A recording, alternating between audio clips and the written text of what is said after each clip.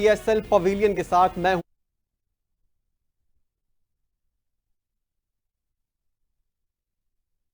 Quetta Gladiators के दरमियान मुकाबला हुआ।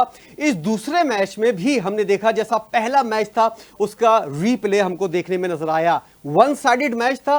पेशावर ज़ल्मी ने जिस तरह टॉस जीतने के बाद पहले बॉलिंग सेलेक्ट की और उसके बाद जो है उन्होंने बॉलिंग की और जिस तरह की खराब बॉलिंग का उन्होंने मुजाहरा किया और जितनी अच्छी बैटिंग का मुजाहरा कोयटा ग्लैडिएटर की जानिब से किया गया तो सबने तारीफें की। 200 स्कोर पार हुआ, 217 रन का टारगेट दिया गया और सामने वाली पूरी टीम को जो है वो बेहतरीन बॉलिंग के जरिए 136 रन पर बिल्कुल साइडलाइन कर दिया और वन साइडेड मैच था जैसा कि हमने कल देखा इस्लामाबाद यूनाइटेड और लाहौर कलंदर का। उस मैच के अंदर भी कहीं नहीं लग रहा था कि लाहौर कलंदर जो है वो किसी न किसी तरह मैच के अंदर है। पहली बॉल फखर जमान के आउट होने के बाद से लग रहा था कि लाहौर कलंदर प्रेशर में है और पूरे मैच के अंदर वो प्रेशर रहा। और इस मैच के अंदर जो पेशावर ज़ल्मी और कोयटा ग्लैडिएटर के दरमियान अब से थोड़ी देर पहले खत्म हुआ है जिसका हम जिक्र कर रहे हैं, उसके अंदर भी यही कुछ हुआ कि पाकिस्तान के मायानाज बल्लेबाज बाबर आजम की टीम जो है वो बिल्कुल जो है वो ऐसी नजर आई जैसे कोई क्लब की टीम होती है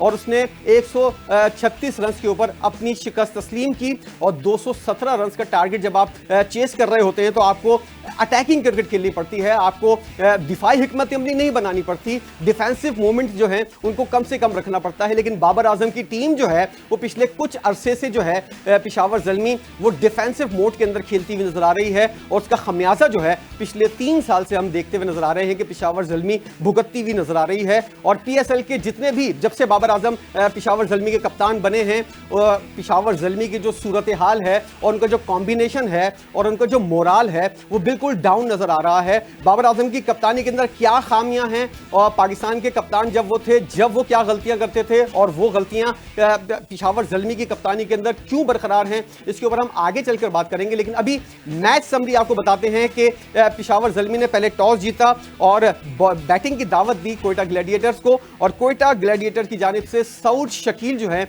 उन्होंने और फिन एलन ने जो है वो इनिंग का आगाज किया और दोनों खिलाड़ियों ने बेहतरीन परफॉर्मेंस का मुजाहरा किया।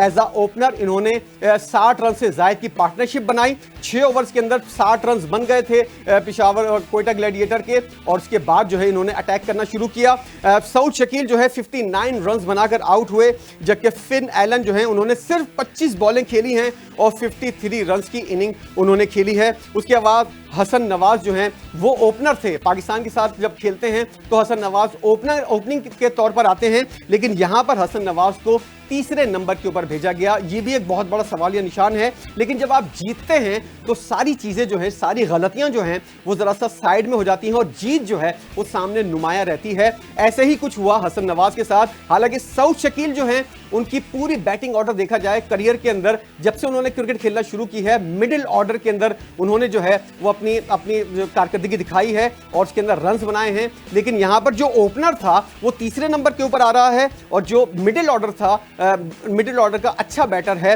सऊद शकील उसको जो है आप ओपनिंग करवा रहे हैं। अगर ये खुदा न खास्ता कोयटा की टीम हार जाती तो ये सारी चीजें जो हैं वो खुलकर सामने आ रही होती। लेकिन जीत ने हर चीज जैसा कि छुपा दी जाती है और जीत नुमाया होती है। इस तरह कोयटा ग्लैडिएटर की टीम जो है उसने भी इस चीज को जो है वो किसी ना किसी तरह टैकल कर लिया है।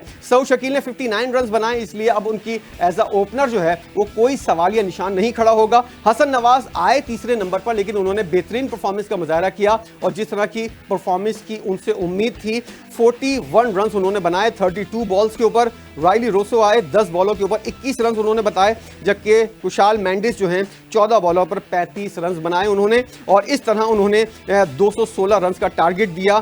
सिर्फ 3 खिलाड़ी जो हैं कोयटा ग्लैडिएटर के आउट हुए और उनकी बॉलिंग जो है उसके अंदर भी बहुत बड़े बड़े क्लॉज नजर आए, उसके अंदर भी बहुत बड़े बड़े सवालिया निशान खड़े हुए।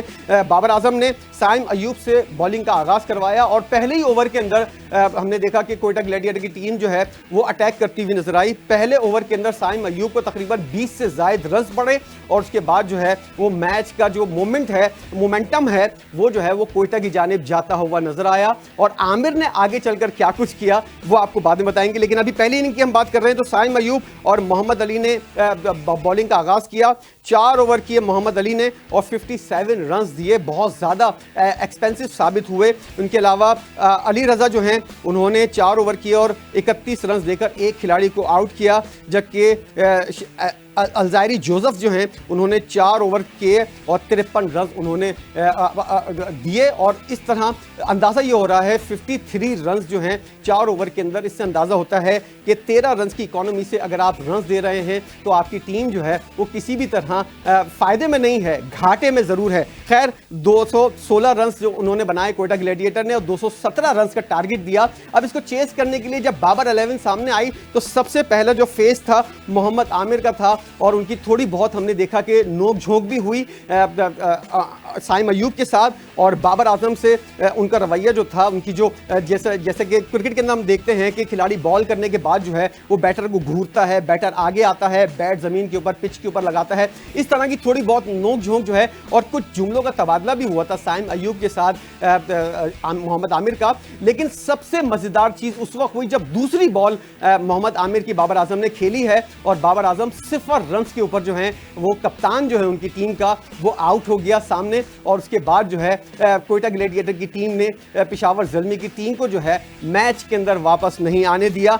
बाबर आजम 0 रन बनाकर आउट हुए, मोहम्मद हारिस जो हैं वो 13 रन बनाकर आउट हुए, टॉम कोलर क्वाइडमोर जो हैं 2 बॉलों के ऊपर 0 रन बनाकर आउट हुए, हुसैन तलत जो हैं 35 रन बनाकर आउट हुए, ब्रैनेट जो है उन्होंने 0 रन बनाए, माइकल ओवन जो हैं उन्होंने 31 रन बनाए, अलजायरी जोसेफ ने 0 रन बनाए, सुफियान मुकीम ने 1 रन बनाए, जबकि मोहम्मद अली ने जो है वो 0 रन बनाए और अली रज़ा ने जो है वो उन्होंने भी 0 रन बनाए। लेकिन इस मैच की सबसे बेहतरीन परफॉर्मेंस जो है वो अबरार अहमद की जानिब से सामने आई। उन्होंने सिर्फ 42 रन दिए और 4 पेशावर ज़ल्मी के बैटर जो हैं उनको आउट किया और इस तरह बेहतरीन खिलाड़ी का अवार्ड भी उन्होंने अपने नाम किया। मोहम्मद आमिर ने जो है वो 2 खिलाड़ियों को आउट किया, जबकि जेमिसन जो हैं उन्होंने 1 विकेट हासिल की, जबकि उमैर तारिक जो हैं उन्होंने भी 2 खिलाड़ियों को आउट किया। इस तरह पेशावर ज़ल्मी की टीम जो है वो 136 रन पर, हम कहते हैं कि कोलैप्स नहीं होता, पेशावर ज़ल्मी की टीम कोलैप्स होती हुई नजर आई। इनकी बैटिंग जिस तरह कोलैप्स हुई है, सिर्फ 50 रन साइम अयूब ने बनाए हैं, बाकी कोई भी हुसैन तलत के 35 रन के अलावा कोई भी खिलाड़ी जो है वो बेहतरीन कारकर्दगी का मुजाहरा करने में नाकाम रहा। 4 खिलाड़ी इनके सिर्फ डबल फिगर के अंदर दाखिल हुए, जबकि बाकी खिलाड़ी जो हैं वो 6 खिलाड़ी जो हैं वो डबल फिगर के अंदर भी दाखिल ना हो सके और इस तरह 136 रन के ऊपर पूरी टीम सिमट गई और 80 रन की फतह जो है वो कोयटा ग्लैडिएटर ने। कोयटा ग्लैडिएटर और इस्लामाबाद यूनाइटेड की टीमें जो हैं वो इस वक्त बेहतरीन परफॉर्मेंस का मुजाहरा कर रही हैं और इस टूर्नामेंट की अगर फेवरेट टीमों को शुमार किया जाए तो वो भी जो हैं वो कोयटा ग्लैडिएटर और इस्लामाबाद यूनाइटेड की टीम है। हम एक ब्रेक लेंगे अभी मुख्तसर सा, उसके बाद क्रिकेट एक्सपर्ट ताबिश मीर हमारे साथ मौजूद होंगे और आज का जो मैच है और अगला जो मैच होगा उसके बारे में तफसीली डिस्कशन करेंगे। हमारे साथ रहिएगा, मुख्तसर से ब्रेक के बाद दोबारा हाजिर होते हैं।